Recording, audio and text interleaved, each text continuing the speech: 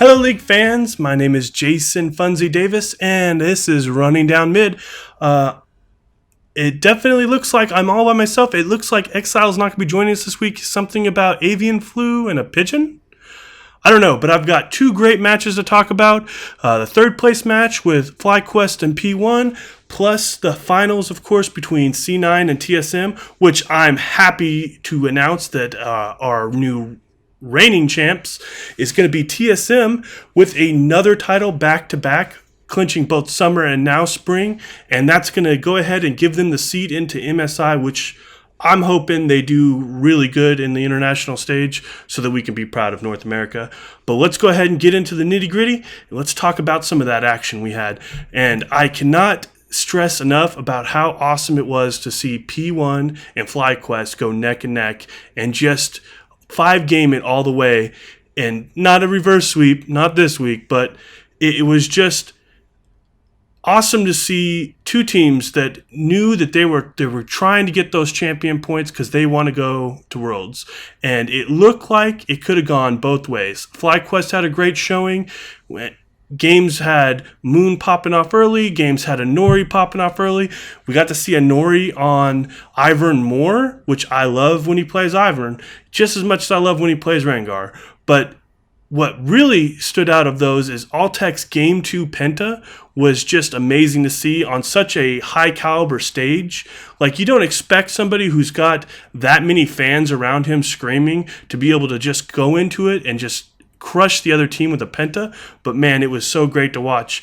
I mean, everything about those 5 games was awesome. Even in Game 4, seeing High get double camped, everyone's been there. I mean, you give up that first blood, you think, oh, it can't get any worse than giving up first blood, and then you get back to lane and you give up that second kill. It does not feel good, and it definitely made that Game 4 go into P1's side. It was just good to see even the MVP arrow popping off. I mean, that it definitely shows how far North America has come to produce some great caliber teams. Teams that, just a split ago were in relegation, or now, here they are clinching third place.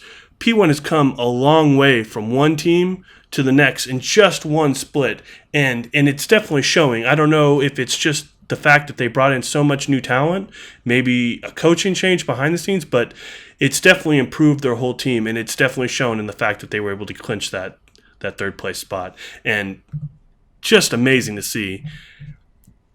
Let's go ahead and jump into what everybody really wants to talk about, though, that Cloud9 versus TSM. And if you were like me, you were kicking back watching that first game, so excited to see, two of the best teams in North America square off, thinking this is going to be hands down the best games of all split. And then you see that first game and you're thinking, who is playing right now? What is going on? 20-minute game, hits that 25-minute mark, and you're like, this isn't going to last long. I think they had like a 10K gold lead and like 5 towers down, and I don't even think C9 even had a single tower that game. I think the only thing they gave up in Game 1 was 1 kill on TSM and 1 dragon. And TSM just steamrolled them, taking everything. They were everywhere on the map. There couldn't be a single lane that Svenskeren wasn't in or attempting to shut down. And it all started off that pivotal first blood that Wild Turtle was able to secure off of a placed ward watching the blue buff and seeing contracts come up. If he was just, I think it was like 5 seconds. If he was 5 seconds later, they wouldn't have spotted him. That blue buff would have gone over to him. It would have been clean in, clean out. But no, they saw him take that blue buff. They rotated up.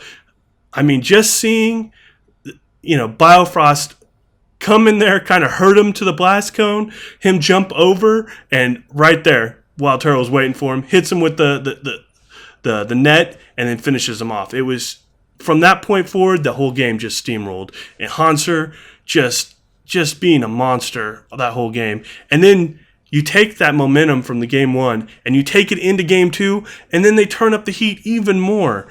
I think it was like a 22-minute game, 23-minute game. I think at the 15-minute mark, they were down like 7.5K gold. It was just a bad matchup all around, and it just seemed like that C9 thought, well, if we just place all of our eggs in the basket and we just spend all of our bans on Hanser, we could definitely take him off of a champion he's comfortable on, and we could secure the win. But it didn't seem like that was going to work for them. And their strategy of subbing in and out Ray to kind of throw off Hanser, it didn't seem to take any hold at all, because Hanser was able to match Ray skill for skill on carry champs, and then switch it around and match, Impact when he came in to play a tank. It just seemed like they thought that if they threw off Hanser, it would throw off the rest of the team's synergy, because I think they were targeting him because they knew he was being the shot calls. But then you go into game 3, and this is where C9, I guess they took their break, they came back, and they were like, okay, guys, we can't get 3-0'd. We have to definitely put up a fight. They come in that game 3, and it's a close game to about, I want to say like the 20-minute mark, 25-minute mark, and then Bjerg and Hanser give up 2 kills to give the advantage by giving Ray just a little bit of steamroll and giving Jensen just a little bit of power. And then from that point forward, it turned into the C9 game. And you could tell that they were turning it on. I mean, it was that pivotal moment, I think, when C9 realized that this is our chance. This is our foot in the door. Let's go ahead and capitalize on this. And then it just seemed like that game was going to go C9's way. You hit that 40-minute mark, and then Sneaky and Ray get picked off in the jungle, get caught out of place, and a 40-minute Baron goes to TSM, and you're thinking, that's it. That's game. 3 in, 3 out. And then you see TSM push down mid and not be able to end the game. They get caught in the Nexus, and they get capitalized on, and it just fall apart right there. And then from that point forward, it just became the C9 show. And then you go into game 4, and you think, okay, guys, let's just shut them down here. 3-1, that's a good call. No. Smoothie takes Gragas support and throws off the whole thing. They didn't know how to react to that. Gragas takes first blood with the body slam. C9 win that 13-1 in 30 minutes. Just close that game out hardcore. And then you know that Reginald was like, okay, guys, okay, we've got to close this game out. We've got to be the champions. We've got to take it home. And then they go into game 5. That's when they go into game 5. And you could tell that each team was just like, I don't want to say it was desperation, but you could tell that they turned the pressure up. And when they turned that pressure up, the whole thing just became a slugfest. Each lane was just going ham. And it just started from one lane to the next. Every time somebody got an advantage in one lane, the other lane was being capitalized on. It's like, we've got contracts in the bot lane, jumping on Wild Turtle and Biofrost and getting kills down there. Oh, Spinscaren's in the top lane, capitalizing up there. And it just was back and forth through that whole game. And that game 5 is what it all came down to. And that's the kind of game I like to see. Now, there is some shadow on there, though. Bjergsen used Syndra's ultimate in kind of a bug way, I guess you could say. So Syndra's ultimate can reset targets if the target becomes untargetable or immune. And what was happening is it was shooting 2 different targets. And if you were on patch 7.7, that wouldn't have been a problem. But since the games are still being played on 7.6, it's still allowing him to shoot 2 targets at once. So that kind of shadows a little bit on whether or not it was a clean win.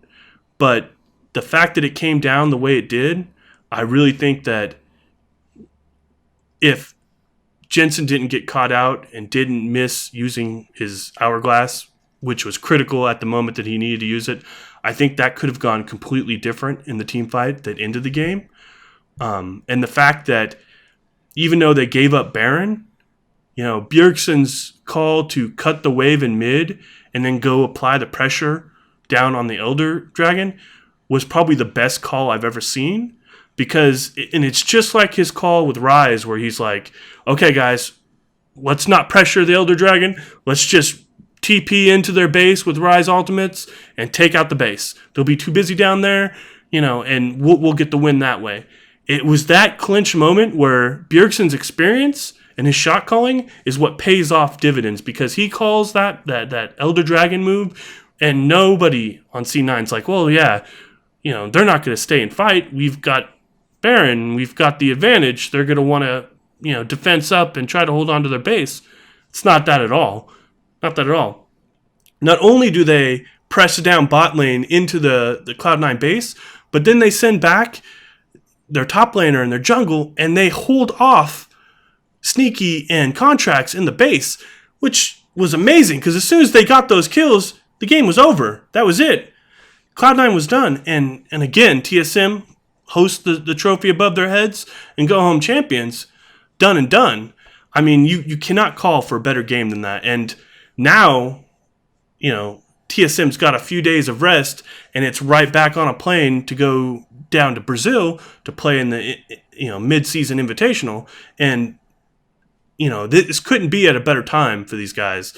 I think that we're going to see a strong performance out of them on an international stage, but I think that this is their moment to shine. And if they can't shine now, I don't know if North America will ever, break into the international scene and be able to place against teams like SKT.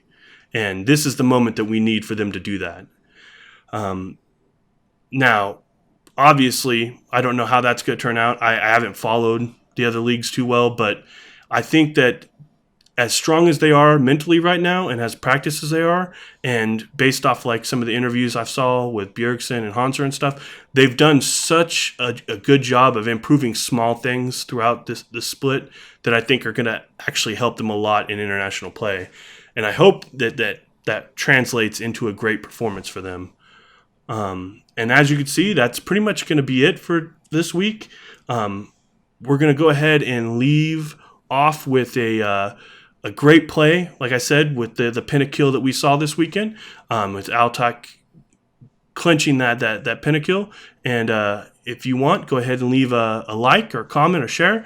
Tell us if you were a pro C9, or if you think that Bjergsen bug that he used was, something that should have been rolled, in at least a reset of the game.